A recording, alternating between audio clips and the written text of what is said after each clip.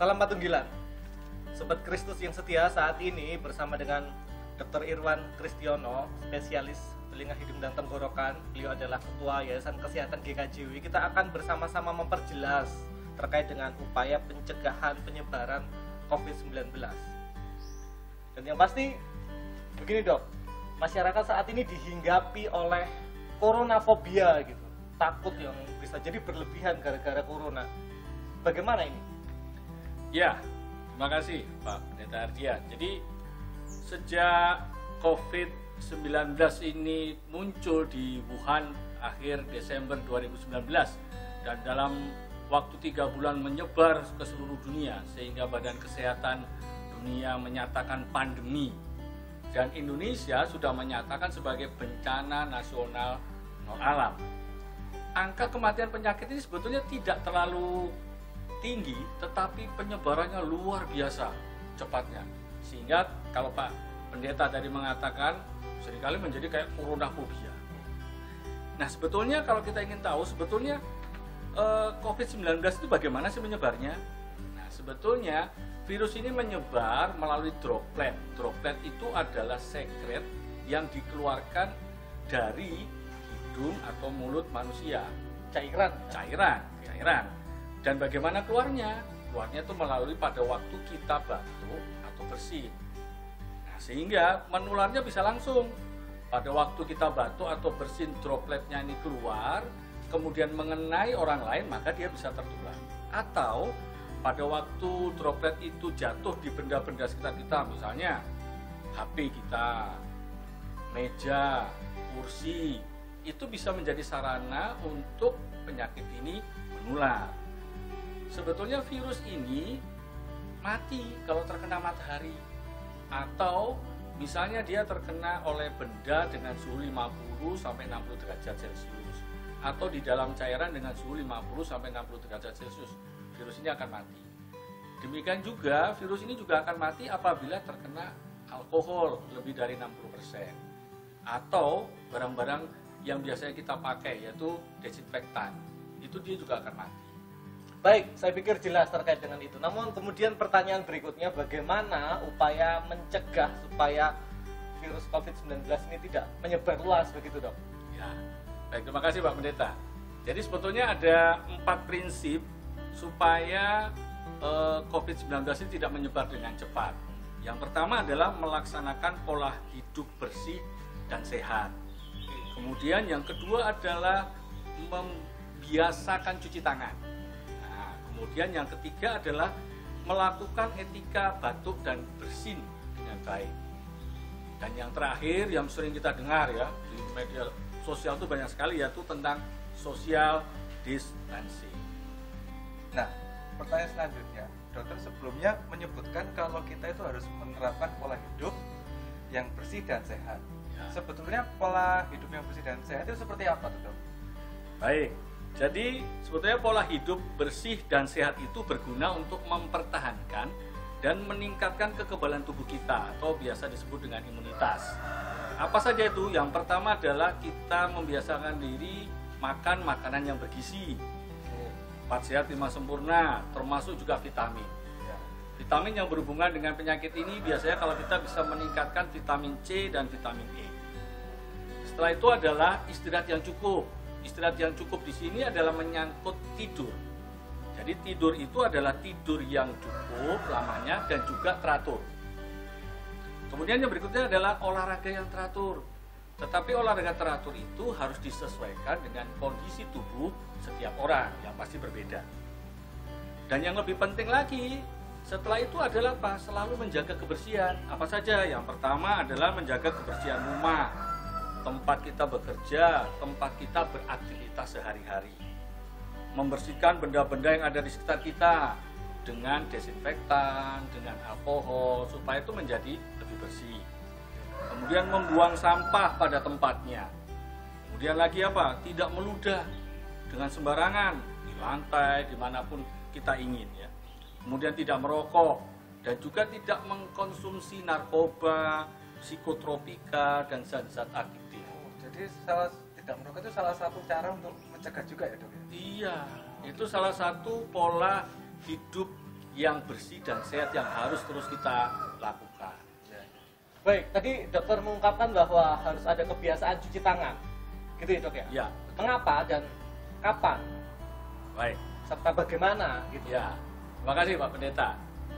Jadi ya, kenapa kita harus cuci tangan? Sebab telapak tangan kita merupakan organ tubuh yang banyak mengandung kuman. Dan melalui telapak tangan ini sering menjadi sarana penularan penyakit. Nah, virus corona yang menjadi penyebab COVID-19 ini bisa masuk ke dalam tubuh manusia pada saat tangan kita ini bersentuhan dengan mulut, hidung, maupun mata. Itulah sebabnya mengapa cuci tangan itu menjadi penting. Dalam hal cuci tangan yang terpenting adalah bagaimana kita mencuci tangan dan kapan kita mencuci tangan, seperti yang Pak Pendeta tanyakan tadi. Nah, kalau bagaimana mencuci tangan, yang benar adalah cuci tangan menggunakan sabun dengan air yang mengalir. Ya, saya pikir kita semua sudah pernah belajar itu ya, sehingga wah cuci tangan harus begini, begitu ya. Dan itu yang penting lagi pada waktu mencuci tangan, harus seluruh permukaan tangan ini dicuci. Jadi jangan hanya telapak, tapi juga punggungnya, selanya, sehingga seluruh permukaan telapak tangan ini dapat dibersihkan. Ada sering pertanyaan, kemudian dok, hand sanitizer itu kapan digunakan? Nah, sebetulnya hand sanitizer itu digunakan apabila kita tidak bisa mencuci tangan dengan sabun di air yang mengalir. Jadi tidak selalu pakai hand sanitizer. Bukan yang utama. Bukan yang utama, yang utama itu adalah mencuci tangan dengan sabun dan air yang mengalir. Terus saya lanjutkan dengan pertanyaan Pak Pendeta tadi, kapan? Kapan itu sebetulnya kapan kita cuci tangan? Sesering mungkin, Pak. Jadi misalnya kita datang dari luar masuk rumah cuci tangan, gitu ya. Setelah aktivitas cuci tangan. Nah, hal yang penting yang harus diperhatikan yang ingin saya jelaskan di sini adalah yang pertama, sebelum dan sesudah memasak makanan. Ibu-ibu yang bisa lakukan itu ya. Sebelum kita makan, sudah biasa ya, sebelum makan kita harus cuci tangan. Sebelum menyentuh bayi atau anak, kemudian sesudah kita membersihkan di hidung misalnya, itu harus cuci tangan. Ya. Kemudian juga pada waktu sesudah batuk atau bersin, pada waktu kita nutup pakai tangan, nah itu harus cuci tangan, jangan sampai kita nggak cuci tangan. Kemudian pada waktu kita mengobati luka seseorang, ya, atau pada waktu kita merawat orang sakit, misalnya dengan orang tuanya atau adiknya atau saudaranya, jangan lupa untuk cuci tangan. Kemudian lagi pada waktu kita membuang sampah, ya. Kemudian lagi pada waktu kita selesai buang air kecil, buang air besar, ya di toilet, itu harus begitu selesai ya sudah cuci tangan. Dan sering lagi yang paling sederhana, misalnya kalau kita menggunakan kontak lens, nah sebelum memasang harus cuci tangan dulu, karena ini juga menjadi pusat penularan. Dan yang sering lagi, yang sering mungkin saudara-saudara kita itu adalah kalau kita punya binatang piaraan, Pak, pada waktu kita selesai menyentuh binatang atau kotorannya atau sudah memberi makan, selesai itu jangan lupa untuk cuci tangan. Nah, hal-hal ini penting, seringkali kita lewatkan. Jadi prinsipnya adalah sesering mungkin dan dengan cara yang benar. Oke. Jadi kita kan sudah tahu ini dok, kalau COVID itu salah satu gejalanya adalah batuk. Nah, dokter juga sebelumnya menjelaskan kalau batuk sebetulnya ada etikanya. Nah, seperti apa sih dok etika batuk itu yang benar? Ya, seperti yang saya katakan tadi bahwa batuk dan bersin itu adalah suatu sarana penularan yang bisa langsung, ya, bisa mengenai orang atau juga tidak langsung mengenai sekitarnya. Sehingga kita harus betul-betul menjalankan etika batuk dan bersin. Jadi yang perlu diperhatikan adalah pada waktu kita batuk dan bersin, kita harus menutup hidung dan mulut kita. Apakah dengan tangan? Salah, tapi tutuplah dengan tangan menggunakan tisu. Ya. Jadi langsung itu nggak boleh ya dok? Tidak boleh. Ya, kemudian yang berikutnya lagi, kalau misalnya waduh tidak ada tisu, maka kita pergunakan lengan kita bagian atas. Ini baju, kemudian ditutupkan ke mulut atau hidung. Ya. Dan kemudian setelah itu, tisu yang baru saja tadi dipakai untuk batuk atau bersin harus dibuang ke sampah. Ya. Dan jangan lupa setelah itu cuci tangan dengan sabun, dengan di dalam air yang mengalir. Kalaupun tidak ada, gunakanlah hand sanitizer. Ya. Dan yang berikutnya lagi, bagi orang-orang atau penderita yang mengalami batuk pilek sebaiknya menggunakan masker. Nah, dokter menyebutkan kalau untuk orang yang sakit, batuk atau pilek harus menggunakan masker. Cuman itu kan masker itu kan bukan hal yang umum ya dok ya untuk orang biasa. Itu sebenarnya cara yang benar dan siapa aja sih yang sebetulnya wajib untuk menggunakan masker dok? Ya, makasih. Jadi sebetulnya memang masker itu yang penting adalah bagaimana menggunakan. Kemudian siapa saja yang harusnya pakai. Menggunakan masker yang benar itu, yang biasanya itu kan ada warnanya ya. Yang berwarna bisa biru, bisa hijau, yang satunya putih. Nah, yang benar itu adalah yang berwarna harus ada di luar. Kemudian jangan lupa itu kalau di masker itu ada yang namanya strip dari kawat itu berwarna putih ya. Dan itu harus ada di atas. Ya. Nah, kemudian masker itu harus menutupi hidung, mulut sampai ke dagu.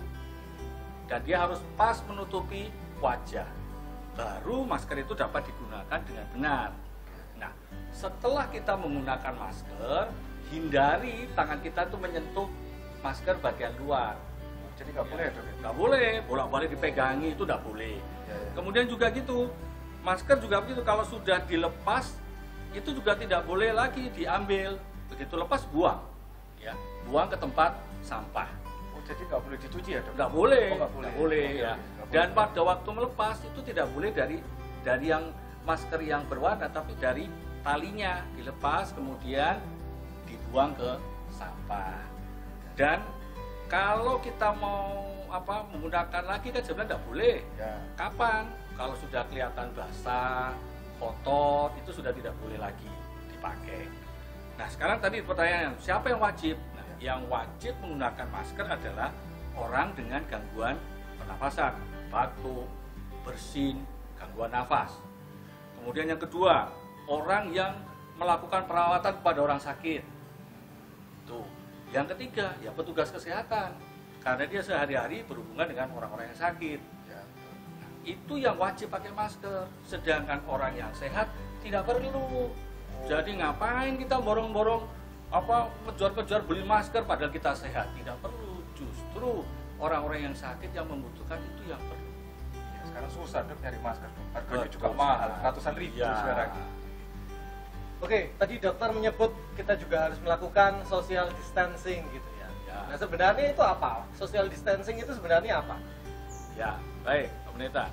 Social distancing itu kalau di dalam bahasa Indonesia yang sering disebut itu adalah pembatasan sosial. Maksudnya adalah mengurangi kontak antar manusia. Tujuannya itu apa? Tujuannya adalah mengurangi penyebaran penyakit dan mengurangi resiko tertular. Apa saja yang dilakukan? Yang pertama adalah jaga jarak dengan orang lain, minimal 1 meter. 1 meter minimal ya? Minimal 1 meter.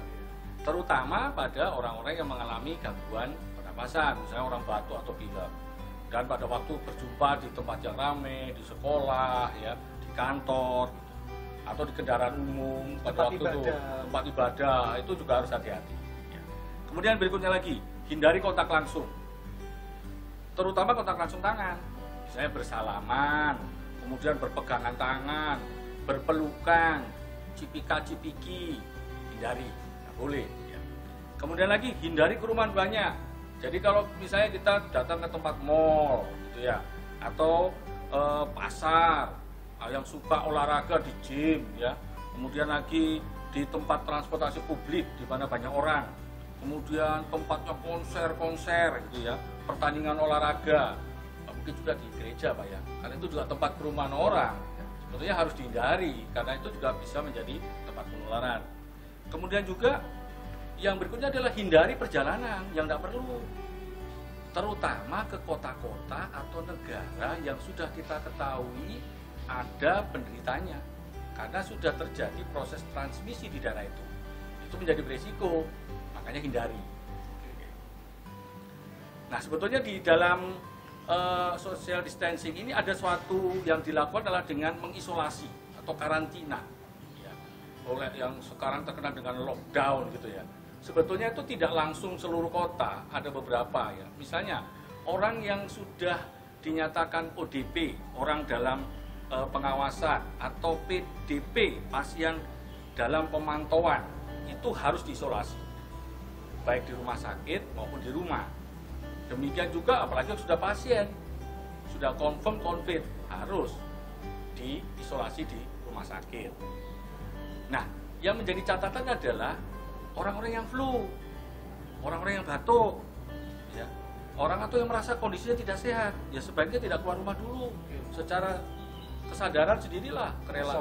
Isolasi diri sendiri Ya, dulu sudah di rumah dulu, jangan keluar-keluar dulu, gitu ya. Kenapa demikian? Karena ada orang-orang yang berisiko loh, Pak. Apa sih orang-orang yang berisiko?